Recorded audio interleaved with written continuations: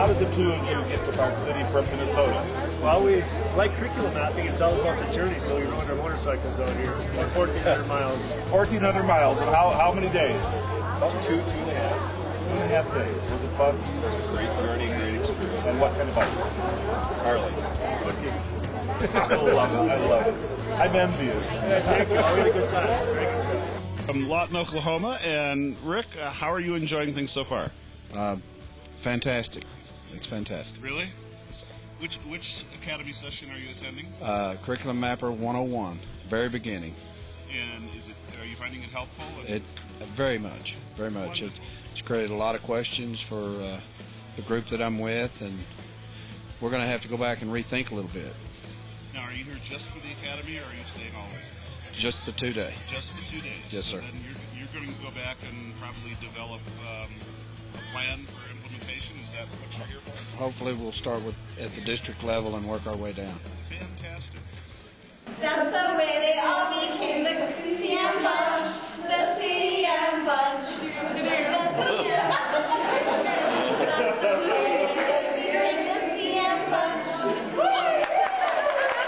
I love rock and roll. I love rock and roll. Okay, your name? Four types of math. Okay, ready? You're on.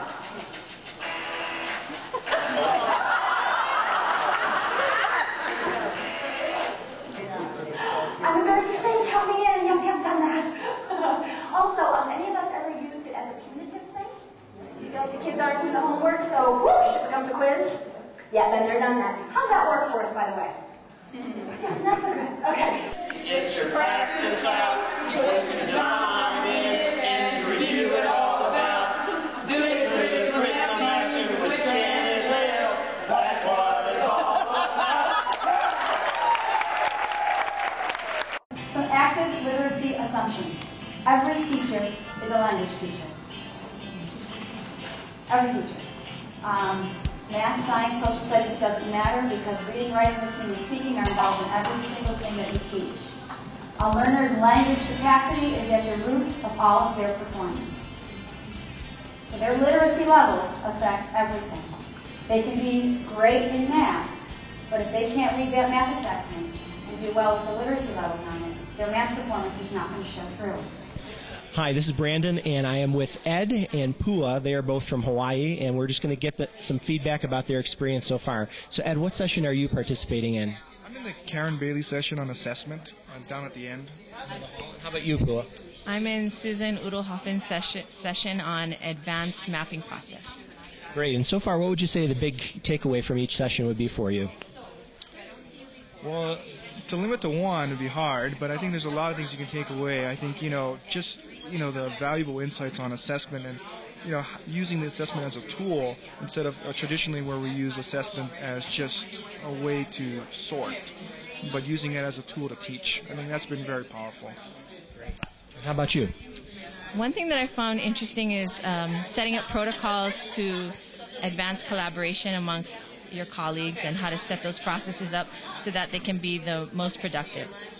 And where are you both in the mapping process? You work for the same system, but they don't get a chance to work together or collaborate as frequently. So where are you in the process? Fourth year. Okay. And how has it been going for you so far? Well, I think we've learned a lot along the way. I think what we've done now, too, is initially we worked on it from 3 separate approaches, and now we're starting to work on it from a more unified approach, and I think that's starting to help. And part of that as we've gone through, identifying our commonalities, looking at our different definitions, and trying to get those types of alignments. So I think we've learned a lot, but it also shows that we have a lot more to do. Sure. Anything you'd like to add to that? I think the one thing I'd like to add is that you're going to make a lot of mistakes going through this process, and it evolves. And it's very organic in how it comes about, but don't be afraid to keep moving forward in it. That it will really end up being very productive and fruitful. Great. Those are great insights. Great insights from our friends from Hawaii. Aloha. You're going to find out over the course of the 2 days, I am an absolute realist. And I think trying to teach a curriculum that is a mile wide and an inch deep is foolish because I don't think it works. I think you know to go deep, but I'm not saying to ignore the standards. I'm not saying that, but I think you have to do the analysis of the standards and find out what are the high priority ones. I go deep. What are those 4 or 5 high priority standards that we have to go deep with in multiple ways so our kids get it? I will also tell you that if you can take those 3 or 4 high priority standards and go deep with them, those other ones that are on the periphery, they don't get them oftentimes. They start making the connections. Instead of teaching nouns, verbs, adverbs, adjectives, all at once and over and over and over again, if you go nouns and verbs really deep, adjectives and adverbs oftentimes will follow. We've got Maria and Jean, and they're both from Orlando, Florida. Maria, is this your first time at the... first time at the Institute? It is. And yes, what it is. do you think so far? It's awesome. Janet Hale is just so dynamic, so interesting. Time goes by quickly, a lot of information, and we appreciate it. Ditto for all of that, but we've had Janet Hale in our diocese talking to all of the teachers, and it's interesting that you think you got what she said there, but it's so important that you're here. It really is. It makes it a lot clearer, and I think that the timing, the tempo is much more amenable to your learning.